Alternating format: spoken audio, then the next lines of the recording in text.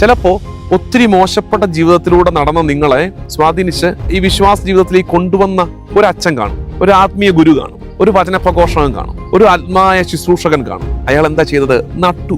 പിന്നീട് നിങ്ങളെ spiritual Nourish ചെയ്ത ഒരു ആത്മായ സംഘടന, സ്പിരിച്വൽ സംഘടന, ഒരു ധ്യാന കേന്ദ്രം, അങ്ങനെയൊക്കെ കാണും. അതാണ് നനച്ച ഇടം.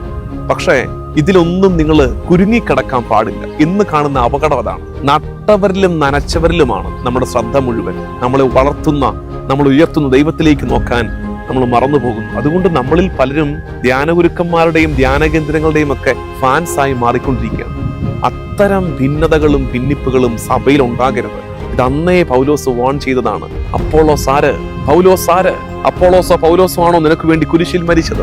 അപ്പോളോസോ പൗലോസോ ആണോ നിനക്ക് വേണ്ടി രക്ഷ സമ്മാനിച്ചത്? അതുകൊണ്ട് അതിനേക്കാൾ ഉപരി നമ്മളൊക്കെ ക്ഷണിക്കപ്പെട്ടിരിക്കുന്നത് കർത്താവിനെ കണ്ട് നടക്കാനാ. പ്രിയമുള്ളവരെ, ഞങ്ങൾ ഈ സുവിശേഷം പറയുന്നവരൊക്കെ നിങ്ങളെ ഒന്ന് സ്വാധീനിച്ചു എന്നേ ഉള്ളൂ. നിങ്ങളെ കർത്താവിലേക്ക് ഒന്ന് ക്ഷണിച്ചു, ഒന്ന് നയിച്ചു എന്നേ ഉള്ളൂ. ഞങ്ങളെ ആരെയും കണ്ട് ഒരു ധ്യാനഗുരുവിന്റെയും ഫാൻസ് ആകാൻ കർത്താവ് നിങ്ങളെ വിളിച്ചിട്ടില്ല. ഒരു ധ്യാന കേന്ദ്രത്തിന്റെയും ഫാൻസ് ആകാൻ, അത്തരമൊരു സംവിധാനമായി ഭിന്നിച്ചും മുറിവേറ്റും ചെറിയ സംഘമായിട്ട് മാറാൻ കർത്താവ് വിളിച്ചിട്ടില്ല.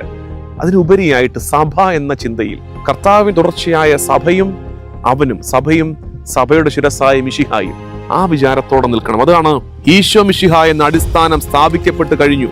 അതിനു പുറമെ മറ്റൊന്ന് സ്ഥാപിക്കാൻ ആർക്കും സാധിക്കുകയില്ല. പാരലൽ സിസ്റ്റംസ് ഡെവലപ്പ് ചെയ്യരുത്. കർത്താവിനോട്, അവന്റെ സഭയോട് ചേർന്ന് നിൽക്കാൻ എപ്പോഴും നമുക്ക് ശ്രദ്ധയുണ്ടാകട്ടെ.